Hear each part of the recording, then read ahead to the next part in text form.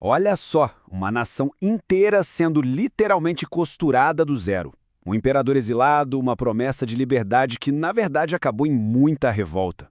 Fica a pergunta: como é que o Brasil deu adeus à monarquia e mergulhou de cabeça nos primeiros anos, bem turbulentos, da sua república?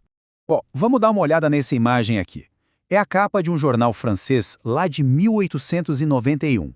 A gente vê uma procissão fúnebre, bem solene, né? Tem carruagem, guardas. Mas o que realmente chama atenção é o título: Funeral do Imperador do Brasil. E o local: Paris. Peraí, Paris, não Rio de Janeiro. Tem alguma coisa estranha aí. E essa imagem, claro, levanta uma pergunta que não quer calar.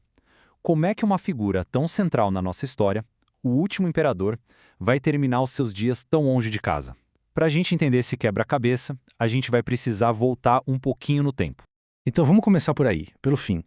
Essa é a história da queda de um império e do adeus do seu último imperador.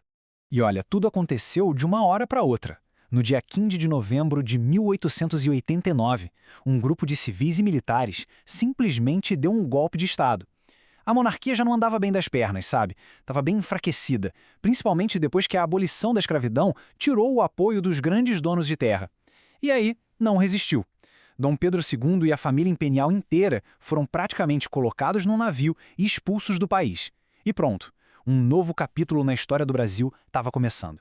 Ok, com o imperador fora de cena, os líderes do novo regime tinham uma espécie de folha em branco nas mãos. A missão era gigantesca: criar uma república do absoluto zero, definir as regras, os símbolos e, principalmente, decidir quem ia ter voz nesse novo país. E eles não perderam tempo, viu? A Constituição de 1891 já chegou estabelecendo o Brasil como uma república federativa, separou oficialmente igreja e Estado, transformou as antigas províncias em estados. Parecia tudo muito moderno, certo? Só que, vamos olhar de perto as regras do voto. Era só para homens alfabetizados e com mais de 21 anos. Isso quer dizer que mulheres, analfabetos, soldados, religiosos, todo esse pessoal estava fora. Na prática, a imensa maioria da população ficou excluída do projeto de nação logo de cara, desde o primeiro dia. Essa pintura, que se chama A Pátria, consegue capturar perfeitamente o espírito daquele momento. O simbolismo dela é muito poderoso. São mulheres, de diferentes gerações, costurando juntas a nova bandeira do Brasil. É a imagem da construção de uma nova nação, sabe? Cheia de esperança no que vinha pela frente. Então, a gente tinha uma nova Constituição, uma nova bandeira, tudo muito bonito no papel, um ideal de nação. Mas, na vida real, como é que o poder funcionava? Quem é que mandava de verdade no Brasil? A resposta para isso é bem mais complicada. Para entender de verdade o que foi a Primeira República, a gente tem que ir além das leis, do que estava escrito. A gente precisa conhecer uma figura central, que mandava de fato, principalmente no interior do país, o tal do coronel. O sistema que dominou a política daquela época ficou conhecido como política dos governadores. E o que era isso? Bom, era na essência um grande acordão, um pacto não oficial para garantir que as mesmas famílias, as oligarquias regionais, continuassem mandando, sem ninguém para atrapalhar. E essa engrenagem funcionava mais ou menos assim, ó. Lá no topo, o presidente da República apoiava os governadores com verba, com cargos. Em troca, os governadores garantiam que os deputados certos fossem eleitos e, ao mesmo tempo, davam poder para os chefões locais, os coronéis.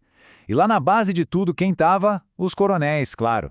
Geralmente grandes fazendeiros que controlavam a população e garantiam que os votos fossem entregues para cima, seguindo essa mesma cadeia. Era um ciclo perfeito de troca de favores que mantinha sempre a mesma turma no poder. Como bem resume a historiadora Liliane Faria Correa Pinto, o coronel recebia esse poder do próprio Estado e usava esse poder do jeito que achava melhor para os seus próprios interesses. Ou seja, era um poder que vinha lá de cima, mas que se manifestava com força no dia a dia das pessoas, especialmente no campo. Então, o que acontece quando se cria um sistema político que beneficia só alguns e exclui a grande maioria, aquela mesma maioria que já tinha ficado de fora da Constituição? Acontece a revolta. A Primeira República, que tinha como lema Ordem e Progresso, foi na verdade o palco de uma série de conflitos populares gigantescos. Esse desenho aqui mostra o Arraial de Belo Monte, que ficou mais conhecido pelo nome de Canudos.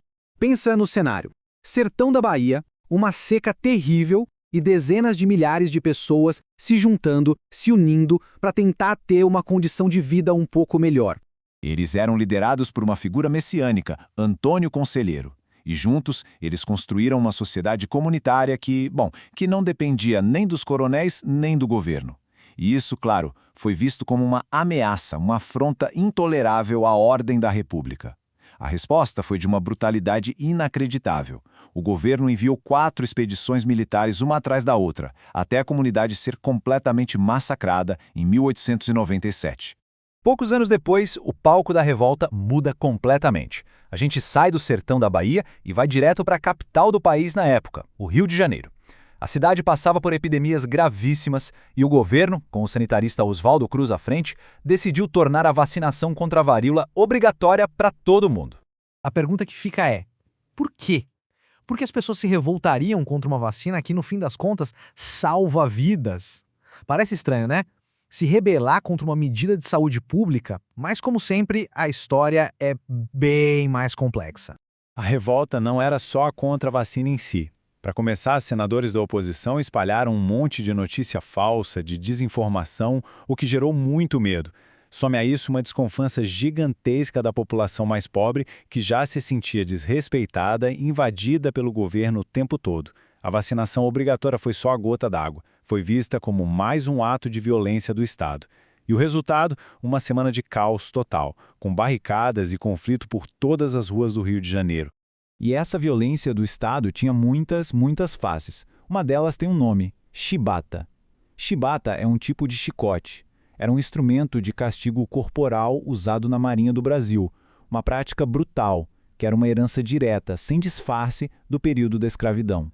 Em 1910, os homens que a gente vê nessa foto, na sua grande maioria marinheiros negros, decidiram que já chegava. Eles deram um basta. Liderados por João Cândido, eles se levantaram contra os castigos desumanos que sofriam todos os dias. E as exigências deles eram muito claras. Primeiro, o fim imediato dos castigos com a chibata. Segundo, uma reforma no Código de Conduta da Marinha. E terceiro, um aumento no salário. Agora, o ponto crucial aqui é que eles não fizeram só um protesto. Não, eles tomaram controle dos navios de guerra mais modernos do Brasil e apontaram os canhões diretamente para a capital. A mensagem era clara. Diante dessa ameaça, o governo não teve escolha, foi forçado a ceder.